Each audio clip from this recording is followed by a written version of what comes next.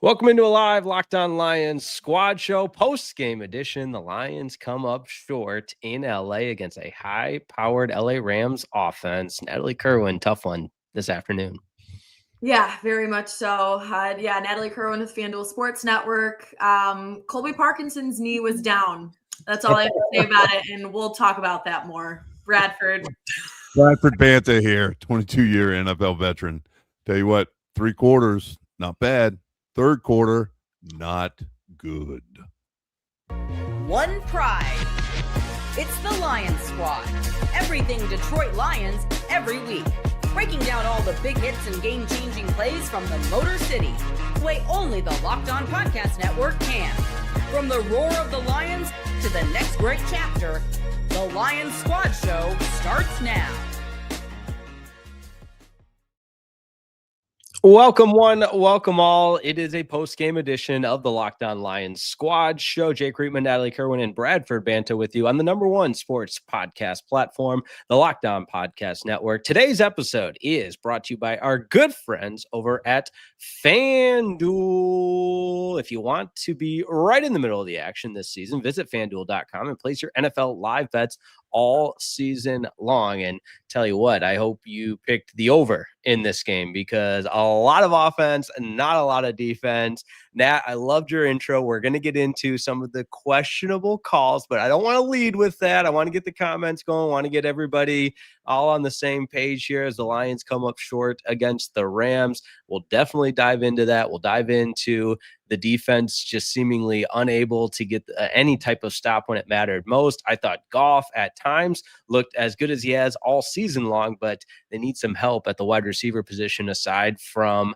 Amon-Ra St. Brown and Jamison Williams. So we'll get into all that. Of course, we'll have what the tape showed us as well with Bradford Banta, but instant reaction. Coach Banta, I kick it over to you first. A lot of fireworks in this one. Oh, talk about, man. I tell you what, if they would have had if they didn't have a roof on SoFi Stadium, the fireworks were going off. I mean, the offensive output by both teams today, especially from the Rams, but you're talking about over 920 yards offensive, totality. Oh gosh, it was amazing. It was fun to watch from a football perspective or from an offensive perspective, but the Lions just could not get off the field. And I go back to the second drive of the Los Angeles Rams. They converted on a 4th and 4 at midfield, and then they converted on another 4th and 8 near the 40-yard line. And then whenever they got it down to the goal line, the Rams, we called to challenge a play that we couldn't challenge. Yeah, that was then we got to charge timeout for that. And that's what we've been talking about ever since Dan has taken over calling the offense. It's just managing the game. Somebody ought to be in his ear. Hey, we cannot challenge that. And we'll get into this, during the show, but it's concerning to me moving forward. And then we'll get into the playoff picture or lack thereof, and because we definitely need some help. Nat, what do you have? Yeah, I mean, giving up 41 points and over 500 yards of total offense is, not a recipe for success. Through this first half of this game, I mean, you look at both quarterbacks, you look at both sides and the stats for both. I mean, it was pretty evenly matched. Jared Goff, 3 touchdowns, though. I felt like if you look at the quarterback duel, Jared Goff was winning between Jared and Matthew Stafford. And I think he had 221 yards at halftime. Stafford had close to that number, but Jared was winning statistically when you looked at the numbers that he had at the time. And so it felt like the momentum was in the Lions' favor. They were up 24-17. Goff was putting on a clinic. Jamison Williams had the big touchdown right before halftime. It felt like the Lions were putting something together. The Lions converted the huge 4-1 from their own 29. Huge momentum swing. It just felt like things were coming together for the group. But second half, they didn't come out of halftime being the better team. And they couldn't stop the run. They couldn't stop the pass. Puka Nacua ran all over them. Blake Corum, Kyron Williams, you name it, their entire offense. Lions defense, a lot of questions. I know injuries have bitten this team up, but at some point, I mean, guys have to step up, but I don't know if the Lions have the answers and have guys that are able to do that. So it's frustrating. And I think where it really went down, the huge momentum swing where the Rams really started to feel like, okay, we got this in the bag, was that Colby Parkinson touchdown and what ensued thereafter, because the Lions went 3-and-out after that.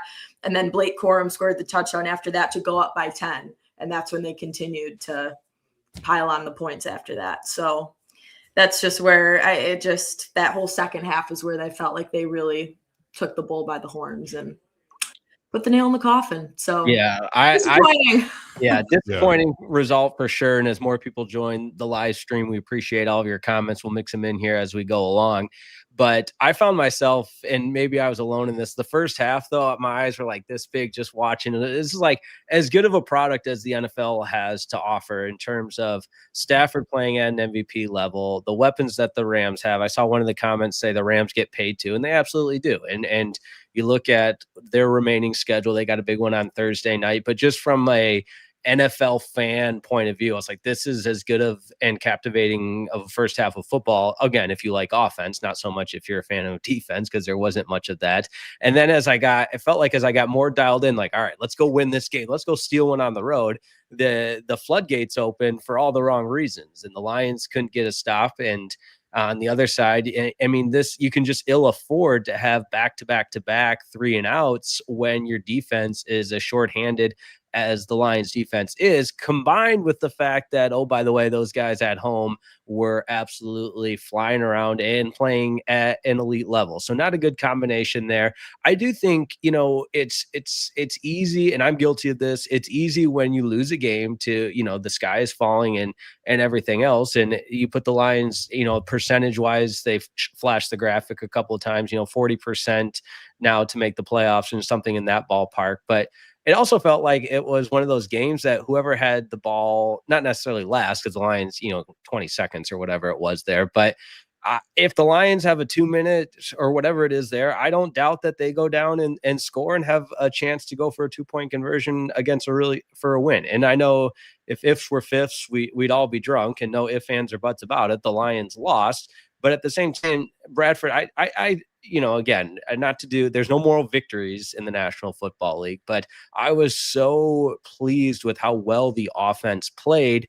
And we said all week that this defense was shorthanded, and the Lions couldn't overcome being that shorthanded defensively against an elite offense. Right. I think where the Rams really separated themselves, obviously, was in the third quarter. They came out, we punted twice in the third quarter. They scored 2 touchdowns. Their offense had, I believe, 179 yards. Our offense had 5. And that's where they started to separate themselves from us, and we were just never able to catch up after that, because in the fourth quarter, we ended up punting the ball. They punted, we kicked a field goal, and then we matched touchdowns in the fourth quarter. It's just, that's not a recipe for success whenever they come out with a strong third quarter. Oh God, it's really, it's hard. It's disheartening. It's disheartening for this team, for, how much they put into it. But at the same time, the Rams put just as much into it as well. And they came out on top, and they were able to put the ball in the end zone a heck of a lot more times than we were tonight. It's unfortunate, but now we need help to get into the playoffs. And let's hope. That's all you can do now is hope. And we have to finish out strong. Have to finish out very, very strong. Amen. You do. You have to do whatever you can at this point to try and finish the season as best you can with 3 games left at this point in the regular season. So, yeah, I mean, Rams came out of the locker room at halftime going, "Hey, we got to figure out, how to." I mean, basically being pretty evenly matched coming out of halftime. How do we stop this Lions team? And with them being basically at full health, they were able to figure it out. They were running all over the Lions. And yeah, that third quarter did put the nail in the coffin. When you really lay it all out, Bradford, as you just did, and looking at that entire third quarter, I mean, field goal, punt, touchdown, touchdown. That's it right there. So it's tough.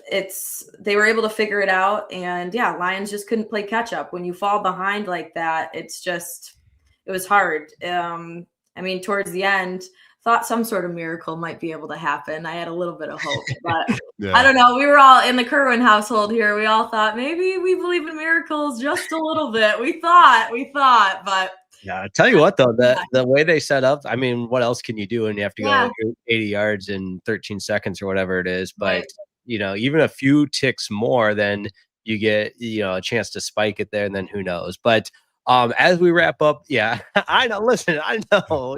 I see that look, Bradford Banta, and sometimes you need a little like Disney Remember the Titans magic, a last play of the game, something like that. When you're on the road. Those scripts are written. These are not. Okay. There were plenty of other scripts written tonight, Bradford. Yeah. How about that? I love that segue, Natalie Kerwin. I'm going to you first on this as we wrap up the first segment, because listen, there were some questionable calls. I think all of us with our college education, our NFL experience, our coaching experience, and everything else we're bringing to the table here, we can have a rational discussion without coming unhinged about the officiating. You sure about that? Yeah, I'm not speaking for everybody in the comments. Okay. It could get really crazy. But I mean, I'll start it this way. When you have the rules analysts, who was it? Dean Blandino, I think so. Yes. Yeah, game of the week. When you have him audibly calling out the officiating crew, just totally flabbergasted at the way the call was not only made and then upheld, I think we can start the discussion at that point. Natalie Kerwin. He said, and I quote, he said, "Whoa, that's a stretch."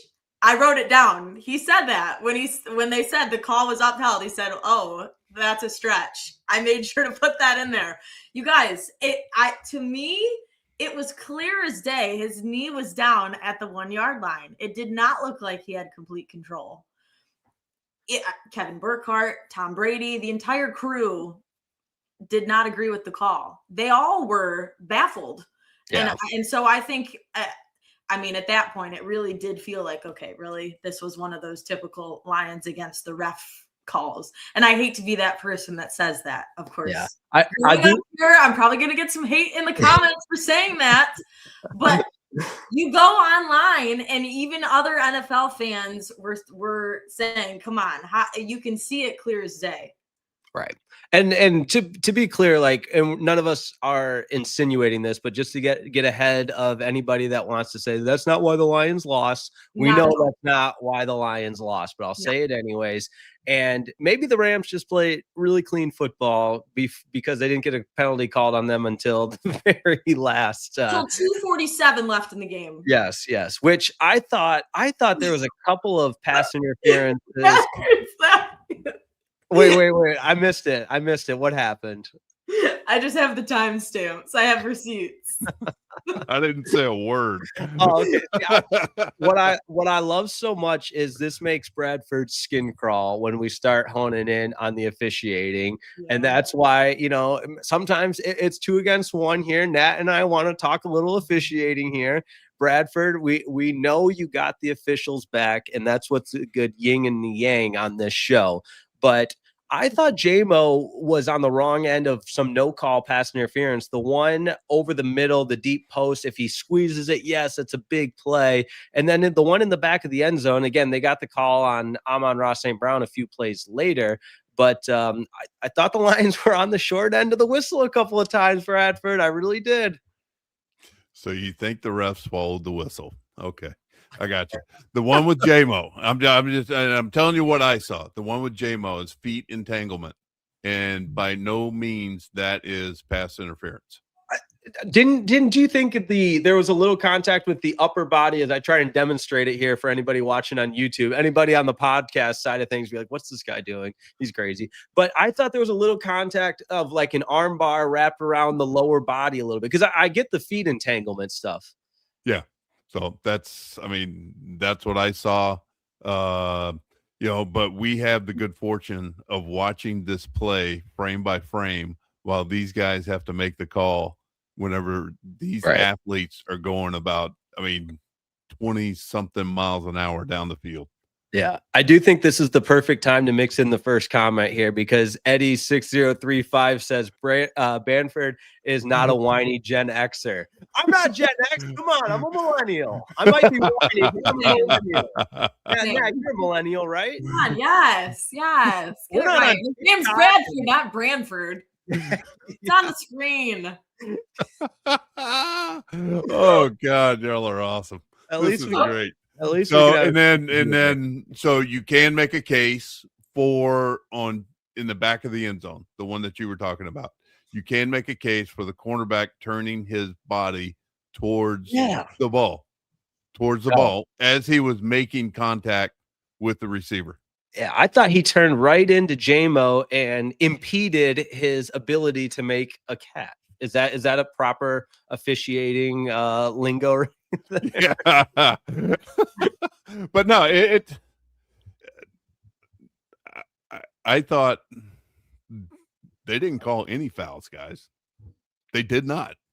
We had 4 for 25. They had 2 for 8. There were 6 fouls in the entire game. So they let the guys play. And the Rams played. They played 4 quarters of football. The Lions did not. The Lions basically played 3 quarters of football. It's been an ongoing problem with with the Lions defense, with them getting off the field. They just have not been able to do it essentially. I want to say the last half of the season, but pretty much the entire season, they have had trouble getting off the field. And that gets them in trouble. And with their lack of depth, that's where it starts to show up in the second half, that they get tired. You look at, there was a play that I noticed and I would not call it a loaf, but Hutch was chasing one of the ball carriers and he wasn't going full speed because he knows he has to be out there for 95% of the snaps. And you got to conserve some of your energy sometimes because there's nobody else to come off the edge. You have Muhammad, who got a little pressure on Stafford. Davenport really didn't have, an effect on the game. And then you have your, the 2 and 3 techniques, the 2 D tackles. Where were they? I just didn't see them. But just the lack of depth in that front 4 is really starting to show itself in this part of the season. And this is when the playoffs are happening. And for the Lions, the playoffs started happening about 3 games ago. Yep. And they're starting to falter just a little bit. So am I doing a good job of diverting attention away from the calls, or do y'all still want to cover those?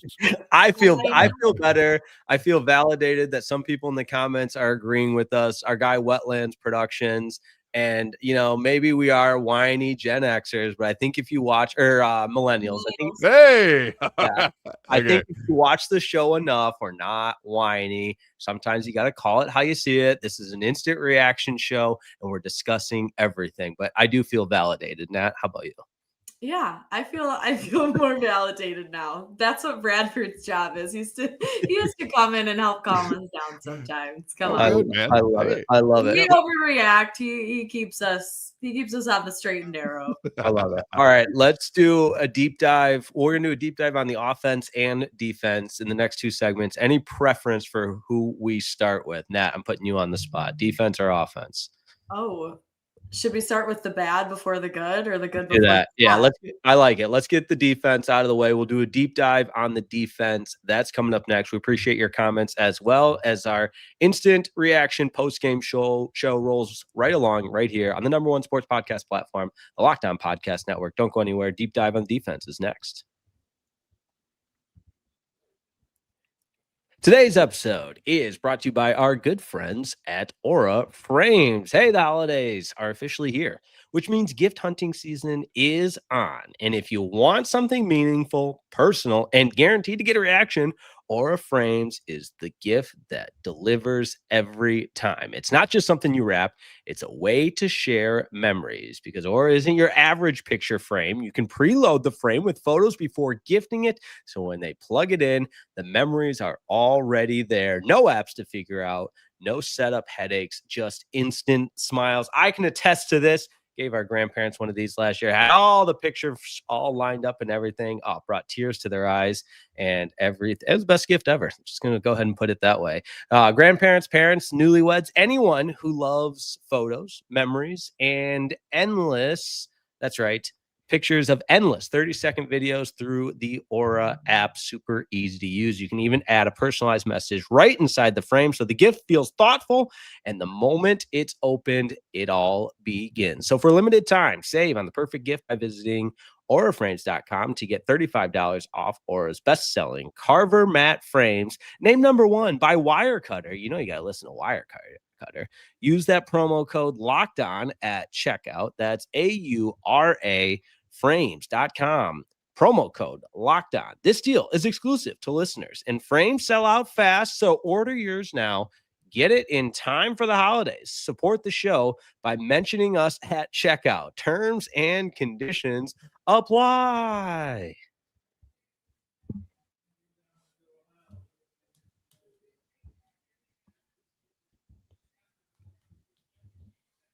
Back with you on the number one sports podcast platform, the Locked On Podcast Network. Jake Riepma, Natalie Kerwin, Bradford Banta. If you're joining us live, don't forget, if you do miss today's live show, you can be damn sure you'll get the audio version on any podcast platform, wherever you find your podcasts.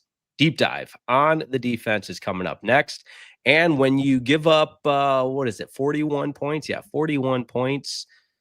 I know they've got a lot of weapons. I know there's a lot of firepower there, but Bradford Banta, where did it all go wrong with this defense? Hey, well, let's start out with the positive. All right, let's start out with the positive. So, piggybacking a little bit off of my man Wetlands Productions here, talking about Jack Campbell. My man had a heck of a game. He played well. So from there, that's whenever we kind of jump off the cliff. It had no impact, and it just seemed like Matthew was able to do what he wanted at will. And the offensive line for the Los Angeles Rams is severely undercredited for the job that they do in not only protecting Matthew, but also opening up the holes for Williams and Corum. I think they do a fantastic job. And I think it's going to hurt, and I'm getting off on the Rams, but I think it's going to hurt the Rams down the road with losing Devontae Adams. Depends on how severe his hamstring is. But enough about that. Let's, where did things start going wrong? They started out great with the interception and the 68-yard return by Hutch. I thought that was fantastic. Was he running out of gas? Yeah, he was running out of gas. My man, he didn't block for him enough. I will say this: when you got a defensive end that intercepts the ball, don't put the number one in the air and say, "Yeah, pick six." It's not a defensive back; it's a defensive lineman. You got to block for him. I don't know who it was. I got to go back and watch the all 22. But there's a couple guys in the background going, "Woo, number one!" No, go block somebody. Easy, Francis. Easy, Francis. It was a screen pass. All the wide receivers were running deep. Hutch was out there by himself. Who was going to block for him? No, I'm saying after he intercepts it, when he starts running back, you got to just find any off-colored uniform and get in the way so Hutch can have a pick six. Yeah, no, I got it. I get it. But no, Hutch was as deep as the deepest whenever he threw the ball. There was nobody else there. I mean, you're going to have what, McNeil catch him? No. I mean, that's about the only person that was there. If we go back and look at the all 22 film. But it's just, you go look at, they had their way and they picked on whoever Puka Nacua was going against. It was nobody in particular. My man just had a great day, and there's no ifs, ands, or buts about it. I mean, you can talk about passes defended and all this kind of stuff. He is a strong player that is a very good player, and you team him up, and we talked about it on the weekday show. You team him up with Devontae Adams. How are you going to defend him? What are you going to do? They were splitting the seams. They were finding the openings, and the secondary just had a tough time, not only with Nacua, but Parkinson as well. Parkinson tight end, because they were running 13, which is what, Jake? One running back, 3 tight ends. Thank you. Okay. So, and Matthew was finding Parkinson for touchdowns, and he had a multiple touchdown game. And yes, we can talk about whether he was down or not at the half-yard line, which they ended up sticking with the call being a touchdown. But the final stats are the final stats. He walked out of there with 2 touchdowns, and he had a whale of a game. Some of that falls on, I would like to know, was it Ferguson? Did Ferguson have a touchdown today? God dog it. Parkinson had 2. No. Yeah. It was who caught the ball? Well, heck, it had to be Parkinson. Whenever Anzalone dropped him, and then he just kind of fell in behind him. No. It was Ferguson. Who Matthew overthrew, who could have walked in down the offensive left sideline. Yep. I remember that. So there's communication issues, and that's going to happen whenever you have the secondary that you put together. I would imagine that the linebackers were correct in their coverage with Anzalone dropping Ferguson coming down the sidelines. Who's going to pick him up? That's where the communication factor and having worked together all season comes into play. Right. And they motioned to it to add to some of that confusion. So you've got your pre-snap reads, and all of a sudden Stafford motions, what's his name over there, Ferguson, and you've got one more wide receiver or tight end in this case to that side. That, to your point though, guys not on the same page obviously resulted in a missed assignment. Yeah. So, and it just seemed to happen all day long. And, and a couple of Nakua's catches were just phenomenal catches. I think whenever he dropped the first ball, whenever he tried to run, you could see it in his eyes and we saw the same thing from Amon-Ra versus, I forgot who it was against. You just saw it in his eyes, where just that determination factor that I'm not going to do that again. And buddy, he did not do it again. He caught anything and everything. Yeah. Did either of you have this thought where Matthew Stafford overthrows a wide open receiver, Nacua dropped one, and then you get the Hutch pick? And this is why it's the National Football League and there's 60 minutes. And I couldn't be more wrong, but I started thinking maybe it's our day a little bit here. But that was just me. There were uncharacteristic missed throws from Stafford, uncharacteristic drop from Puka, and it was all early, but obviously it didn't work out that way. But the wheels were turning in my mind, which is always scary. Yeah, because and I know we'll get to offense the next segment, but the first 3 plays in offense, you had Gibbs touched the ball, Amon-Ra touched the ball, and then J-Mo touched the ball. And I was like, okay. then we stalled with the missed field goal. But at the same time, and I was like, okay, I see what we're doing. Let's get these guys early touches. Let's get their ball in their hands and let them go work their magic. But the key is we had to keep the ball out of the Rams' hands, and we did not.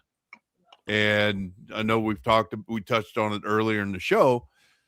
The Rams got the ball to start the third quarter, and off to the races they went. They took advantage. They took every advantage of every opportunity to put the ball in the end zone or put points up on the board. Jake, I'll say too, I felt that little wave of positivity at the beginning with the Hutch interception. I did. I really did. The Lions were spreading the wealth a little bit with, different guys touching the ball at the start. And then that was a huge takeaway there at from Hutch. And it felt like, okay, this could be the Lions' day. This could start to go in their favor. They are coming out strong. And then, of course, didn't end their way. So we don't need to harp on that play too much. But I did feel like that was, that lifted our spirits a little bit. I was very excited. I'm surprised we didn't talk about that in the group chat. Yeah. Normally the three of us, for the listeners out there, we're texting during the game, talking about everything, but we were pretty silent today. I think because we were all on the edge of our seats. No doubt. And Bradford, I'm so glad you brought up the group chat, because I should have fired this in the group chat. Bradford, I thought of you when I watched the Fox pregame segment on Sean McVay about how he's had a full turnaround. And obviously I didn't quite cry, but I was very close. It was very emotional. And I was like, man, this guy, he talked about when he was close to walking away from the game and what it means to overcome adversity and things like that. It was very, very inspiring. So not that it matters, but I know I joked with Sean McVay how he bugs me sometimes, but I was very, very inspired by that piece. And I know that you guys coached together, right? We did. We were at the Redskins. Washington. Yeah. So we were. So just before we end this segment, I just wanted to bring up, I'm surprised that the Rams did not stick with the opening drive up-tempo way of getting the Lions defense just tired, because the Rams have enough horses in the stable that they can keep running them out and just working the ball. But I'm surprised they didn't stay with that at least through the first quarter. But once Matthew threw the interception to Hutch, it seems like they went away from it a little bit. Yeah, I know. Yeah. I mean, Bradford, I feel like you laid it all out there perfectly, but yeah, I mean, just when you give Matthew Stafford all the time in the world to do what he does with the arm that he still has and the O-line that he also has, I mean, that's why he has the kind of day that he did, and defense couldn't put a stop to it. I mean, again, couldn't stop the run, couldn't stop the pass, couldn't create a pass rush. And again, when you have guys that are hurt, that doesn't help. So that's going to be a question they have to address. And obviously you don't have a lot of time to do that. So the big question mark, what are the Lions going to do? I don't know. I mean, that is the big question mark. What do you do from here? If you're not going to get guys back, how do you fix this? You win. I don't know. I mean, I know. Well, I'm it's easier. It's easier said than done. I agree. Tell you what, though, we will solve that mystery. I'm promising you. That's why you stick around for the rest of the show, because we are going to solve that mystery. 3 of us can. Absolutely. That's what we do. That's what we do here on Locked On Lions. Yeah, whiny millennials and all. We're going to do our best here. Don't go there. Locked On Lions Squad show continues in just a second. Today's episode of the Locked On Lions Squad show is also brought to you by our good friends at FanDuel. NFL Sundays move fast. So do the Rams offense. My goodness. One big play and suddenly everything feels a little bit different. That's what makes live betting with FanDuel so exciting. You're not just watching the game, you're reacting to it in real time. With FanDuel, you can place bets as the action unfolds. Every drive, every momentum swing, and every highlight moment. Boy, there are a lot of them in today's Lions-Rams game. Live betting is best when the game starts to shift. A receiver gets hot, a defense tightens up, or the momentum flips after a turnover. FanDuel lets you jump in on the moment. Live spreads and money lines adjust instantly. Player props update as guys heat up, and you can bet the next touchdown scores, drive results, totals, and more. It keeps you locked into every snap and every drive, every possibility. So if you want to be right in the middle of the action this season, visit FanDuel.com and place your NFL live bets all season long. FanDuel, the game moves fast, and so can you.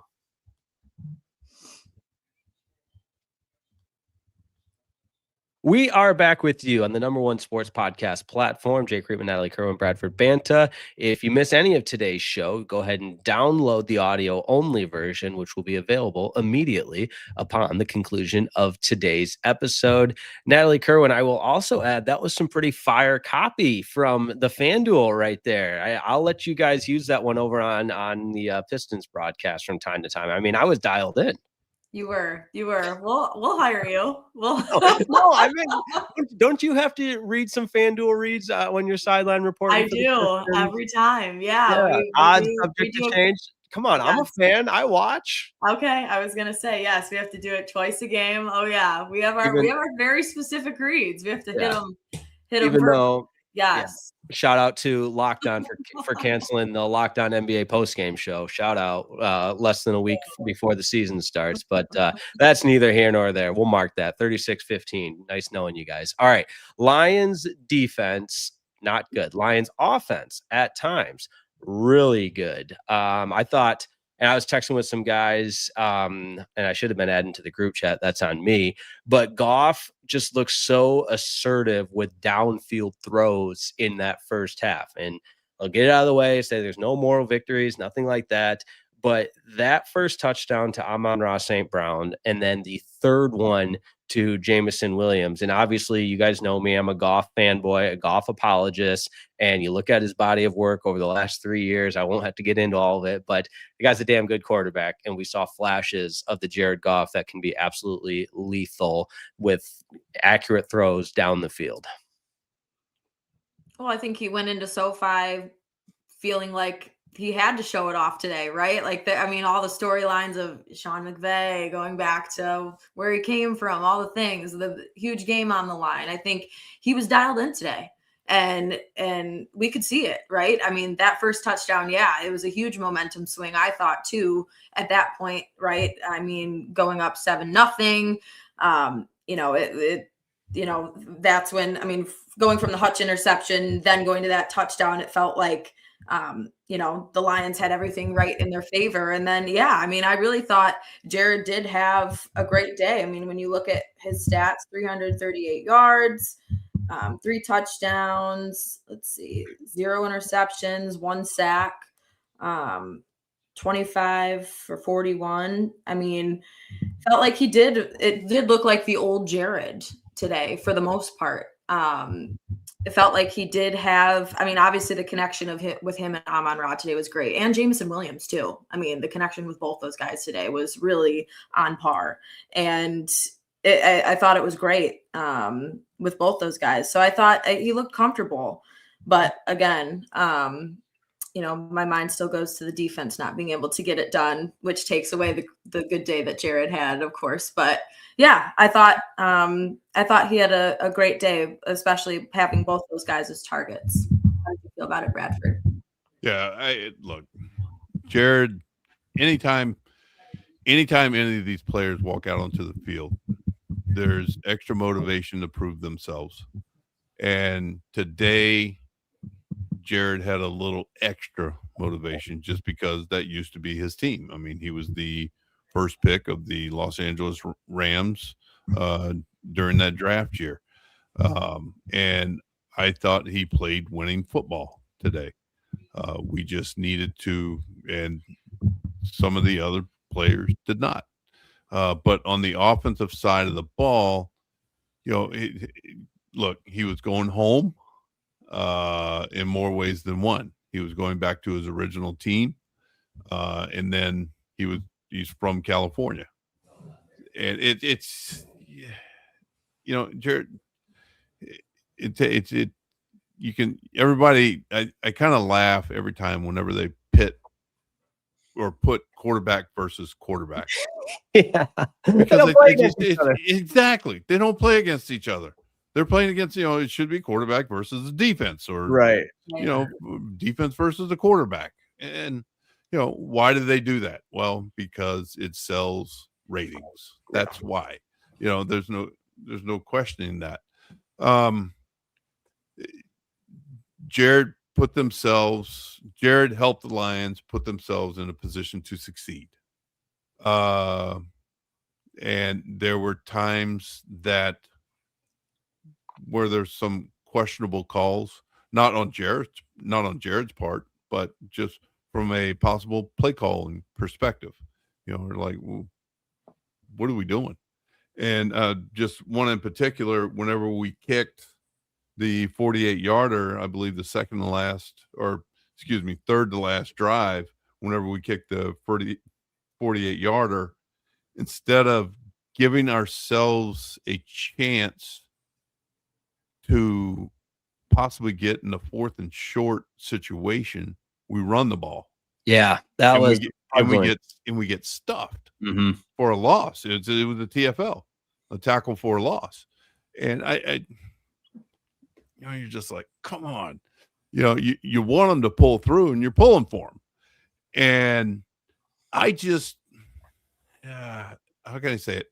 I'll just say it flat out. I thought Cologne did not have a great game. Whenever he was matched up one-on-one, he did not perform. And we keep going back to the interior 3 of the offensive line. And you realize how big of a piece that Ragnow was and how he helped mold this entire offensive line and make them a unit of 5. And the shuffling of players in the inside 3, meaning guard, center, guard, all season long, and which has been hit just like defense. It has been hit with injury, and it makes it tough. Am I making excuses? No, I'm just simply stating the facts, right? Because that has to be a very cohesive unit, and that's why you hear all these stories, which possibly most of them are true, because I've witnessed it. Just how those guys treat each other, and it's out of, and they may give each other a hard time, but it's out of brotherly love that they do this, and they just haven't had that cohesiveness with 5 consistent starters all the way through the season. And that's going to be an issue that has to get addressed this coming off season. And I don't want to talk about the draft. I don't want to talk about any of the other stuff. We have to finish out the season, because there is still a chance for this team to get a seat at the table. Yep. And is it going to be hard? Is it going to be easy? No, it's not going to be easy. It's going to be a hard road to hoe. And we have to keep plugging away and keep pushing. And I know Dan is not going to let up on them until all is lost. No, I would agree with that wholeheartedly. I would also add, when Kevin, I don't remember if it was Brady or Burkhart that said it in the open, that the Lions had the number 1 scoring offense, points per game. And I know the game's not played on the stat sheet. And I can't stand when people, look at the stats, and I get all that. But at the same time, I do think there's something to be said about, and there's nothing, I'm getting ahead of myself and arguing my counterpoint before I even say my point. My point being, the standard that Dan and the rest of the offensive staff have built is an offense that's lethal. You ask any other defensive coordinator in the National Football League, they don't want to go against the Lions. And we're still, and rightfully so, saying, think of how much better this offense can be and how much more explosive they can be, which again, I think is a testament to the standard that's been built. And again, I argue my own point before I even make my point, but at the same time, they can do better. Yeah, I mean, if you want to hand out ribbons, I'm not handing out ribbons. No, but I'm just saying, if you want to hand out ribbons, I'm sitting here looking at the score, right? So we're averaging 30.5 points per game. We scored 34. St. Louis.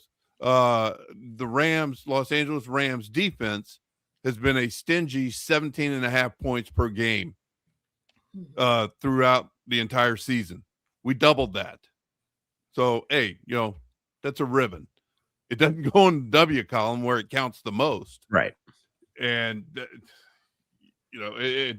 you can bring up some positive points, I guess is what I'm trying to say. But at the same time, you can't ignore the negative. Or not the negative, but you can't ignore what went wrong. So, it's going to be a deep dive into the film. Everybody has to just take a long look at themselves and how badly do we want to make the playoffs? Because if you want to make it bad enough, then you put yourself in position by going 3-0. That's it. You got to go 3-0. There's no ifs, ands, or buts about it.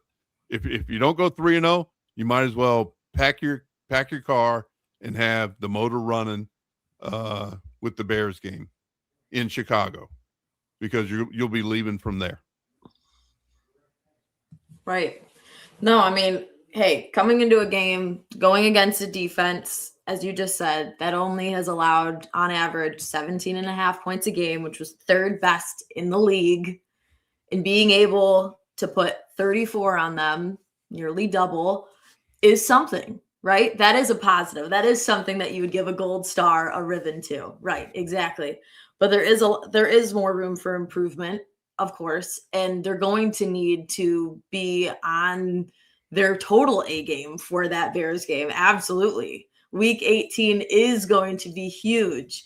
I mean, every week, right? We're going to take it week by week. Just focus on next week leading up to obviously that Bears game. But yeah, I mean, what they were, the offense did do a lot of good things today, right? You can look at that whole first half, especially. Again, we talked about the third quarter. That's where it bit them in the butt. And they weren't able to, 3 straight, 3 and outs.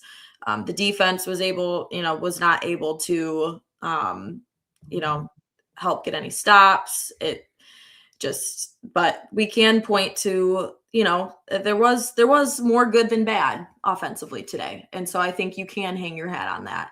But of course, as we said, more room to improve, and they will look at the tape this week, and they're realizing their margin for error as the season is getting smaller and their playoff chances are getting narrower. They have to be able to tighten some things up.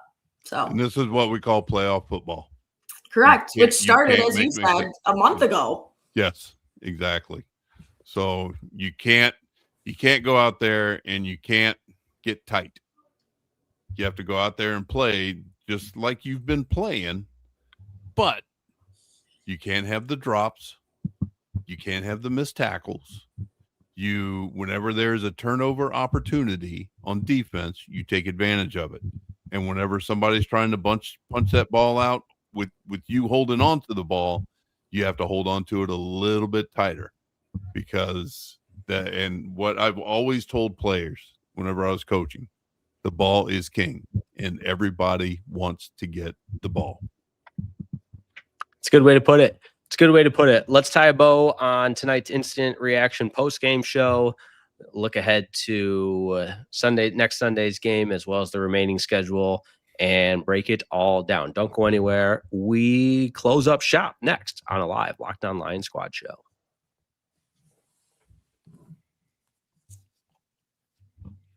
Quick break. We're back. The Lions take on the Pittsburgh Steelers at home Sunday. Later game as well. Which, by the way, do you guys like the 4:30 window? Kind of get things done during the day and then sit back.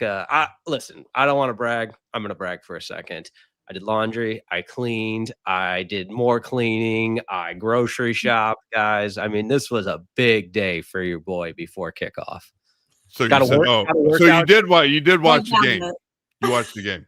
Yes, but Okay. I had more time during the day to get things done before I was dialed in, Bradford Banta. Okay. I do feel like I also got stuff done. Went to the gym. Yeah. Did same. laundry as well. Went to I church think- this morning. Oh, that's one up. You're one up in me.